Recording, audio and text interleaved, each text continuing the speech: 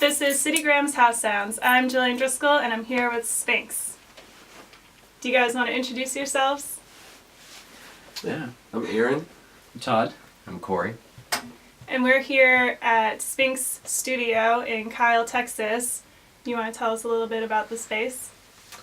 I guess we started setting it up when Aaron and I started playing music when we were, 12. So it's been here about 13 years, and started as a little dirty, empty house with two Ibanez amps in it and Ibanez guitars or whatever the cheapest thing. Now it's a dirty, empty house with a lot more. With a lot more stuff in it and three stinky dudes. So. So how many bands, ballpark, did you have from start to now? Probably 7. Yeah. Full name, with names and everything.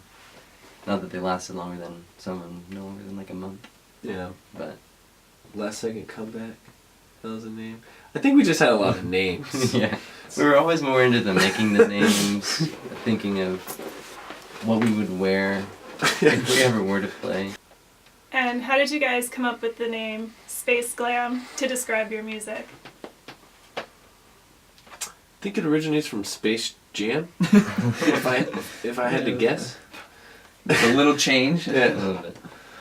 The movie? Yeah. Yeah. Space Glam. We're big Space Jam fans.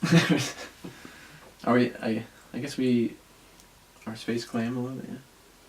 Yeah. We're into glam rock. We like to Yeah. dress up and stuff, and then space is the future takes place in space. So, synthesizers and weird noises. I guess it's kind of fusing those two concepts a little bit.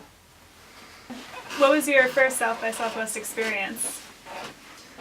Well, we used to have a band in high school called the El Guapos that the three of us were in, and I had a bunch more people in it too.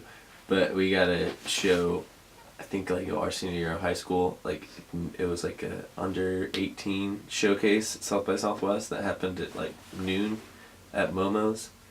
And we thought it was the biggest deal in the world to get to do South by Southwest. Every label's gonna. We thought we were gonna leave there the next day with the label. Yeah, we were like, oh, we can get a record deal because this is South by Southwest. Every band that comes into town gets a record deal.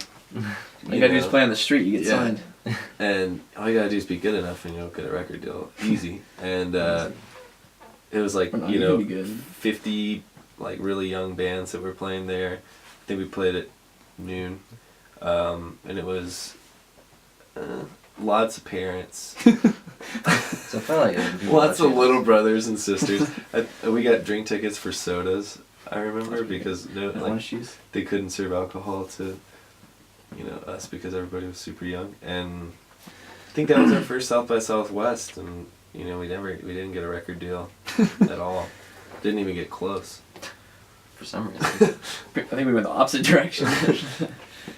From being in all these bands and doing all this stuff, what have you learned about being in a band and what it takes to stay together and actually, make stuff happen with it? It takes a lot more work than we initially thought. Mm-hmm. A lot of sacrifices. We're all married, so only seeing them a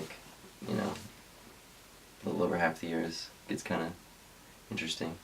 Where we really figured out who we were and why we wanted to do this and how we wanted to do this was being on the road. The first year of being on the road, pretty consecutively, it'll definitely make you. You either break up or decide that you want to do it, I guess. And there's definitely lots of parts of it that suck. But you kind of when you go out on tour, that's when you figure out your band dynamic, and if you're the types of people who will take it easy on each other and take care of each other, or if you're gonna be at each other's throats. And you've just been in here recording your new album. What can you tell us about that? We just spent the last 10 days, which was the second portion, so it would have been the 20th day, with this producer, Richard Corsello, who's worked on a bunch of Journey stuff, Motown stuff. I mean, Sonny For a Rollins. long time. Yeah, I mean he's a really amazing producer, and he's working with us at the moment, which is good for us. You're right. We're very excited about it.